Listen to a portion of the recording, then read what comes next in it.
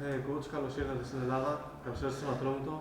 Μια νέα εμπειρία. Ποια είναι τα πρώτα σας συναισθήματα μετά τις πρώτες ώρες στην Ελλάδα?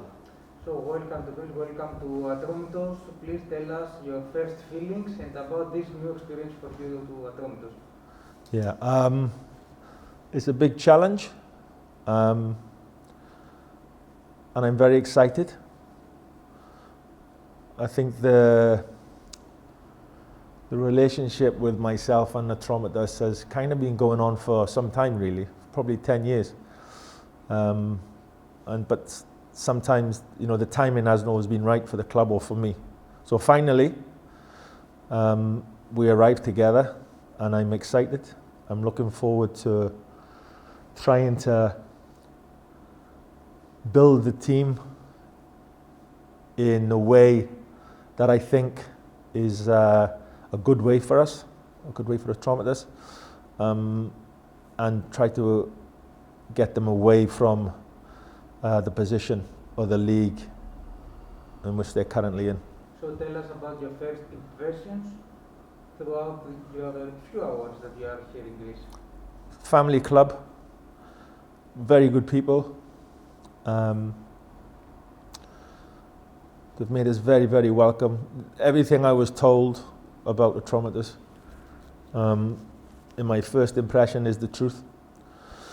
And I think they've been a really good team in the Super League for some years. It's this year they've struggled for whatever reason. And I think it's a bit of a surprise to them. So I think it's my job to try to change the mentality and change the mood at the club at the moment, because it's a really good Super League club. You know, that's where it belongs. The facilities are good. The people who run the club are good. And we've got to make sure that we give our supporters something to get excited about, because at the moment they're not excited. You know, and I think there's a bit of a negative atmosphere because they're not used to being in this position of the league. So the only people that are going to change that is myself and the players. There's no hiding place, and we're only going to do that with performances and togetherness. You are the most famous coach for ATROMITOS, for the history of ATROMITOS. Somebody will call you crazy to be the coach of ATROMITOS now that ATROMITOS is in such a difficult position. Do you think this is because you like new challenges? Yeah, I like it. Yes, I like the challenge. I like a challenge. I think the big thing with challenge is some people don't like challenge because if they fail, this feeling is unbearable. It's an awful feeling. So they don't enter the challenge in the first place. But that's not how I see it. I like the challenge, and I think if I can face it and stand up to the challenge, then the feeling I get from that is indescribable. It's so it's enlightening, really. But the problem is sometimes when you look at a problem, you can pick 10 reasons not to take on the challenge if you see it that way. Or you can look at something and see the good things. Yes, you know there's things that need to change, things that need to improve, but I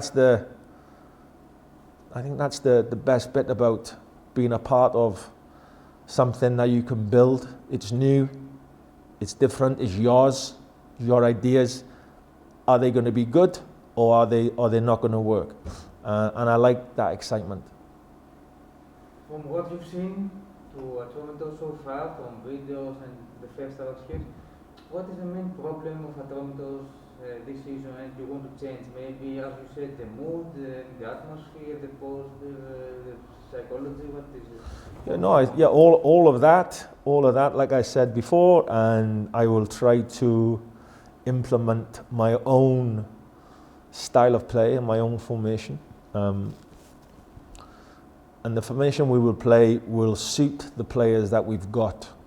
Just because I may favour one situation and a formation in my head, it may not be the best one for this group of players. So I need to quickly establish who does what, who is best at doing what, in what position, and then we go with this. But because of the position we're in, we need to change the mood and we need to change the environment. And that won't happen in one day, of course, that takes a little bit of time, but we need the help of the players. We need them to understand they have a responsibility. You know, nobody's guaranteed anything. Me, you, the players, nobody's guaranteed anything in life.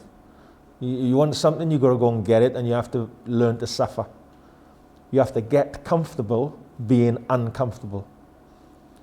And then once you arrive in that situation, and you can take the hits, and you can keep coming, and keep going, and keep working, you turn a corner, slowly maybe, but you turn a corner, and then things can happen, great things can happen, because I've seen it happen. So just because right now, things are not so good, and we are where we are, it's up to us to keep believing.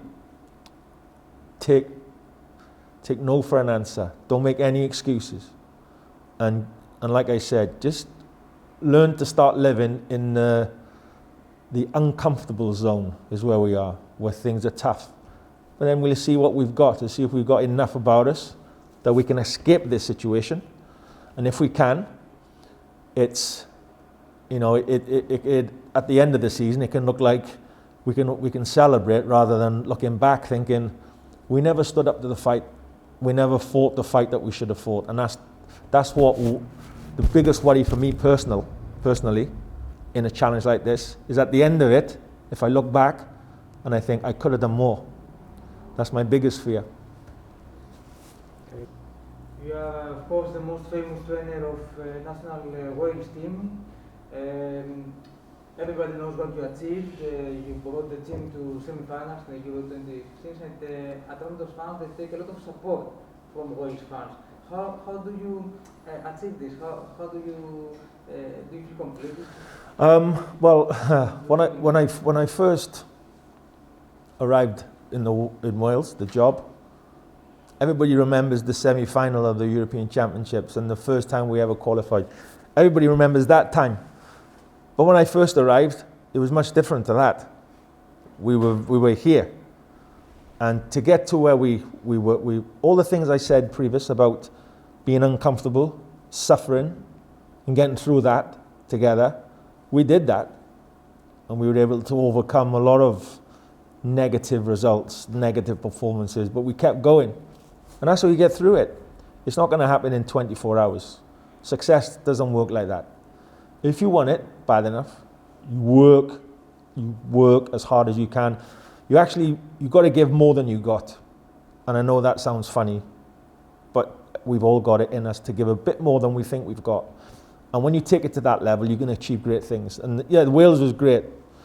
Wales was great. But it wasn't always good times with Wales. We had to suffer a lot to get to where we ended up. So you were very well known here in Greece, a decade ago as a trainer of Larissa, but above that you were as well very famous, very well known here in Greece for Sunderland documentary. So how do you feel this experience always to be a camera like Big Brother watching like on you all the time? Well, I think when I accepted this job, some people say, why would you do that? Because they're second from bottom. And when I arrived at Sunderland were bottom. They won one game in the first 18 games. I arrived in December. The difference here is I've had more conversations with the owner of this club in 24 hours than I did in 4 months at Sunderland. It's a completely different situation. The people here that own the club are very, very together. They want the best for the club.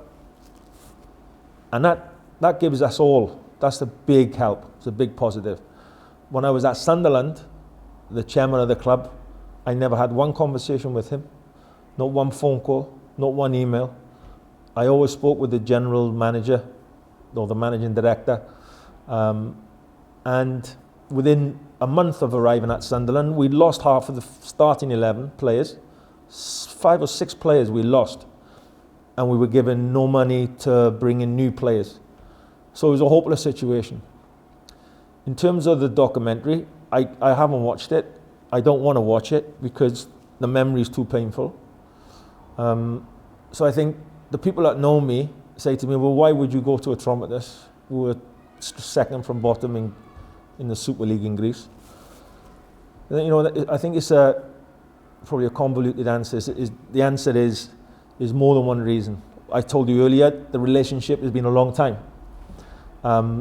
The reason why I'm here and the reason why I was in Larissa, because of Sakis, who's the agent who sat there, who made it all happen.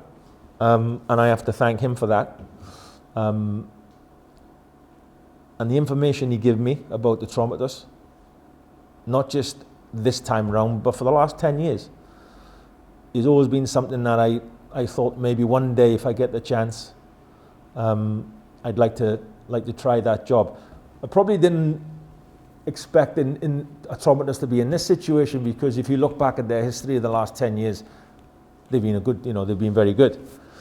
So it was under different circumstances, but nevertheless, they're worth taking a chance. It's worth the risk and it's worth the challenge.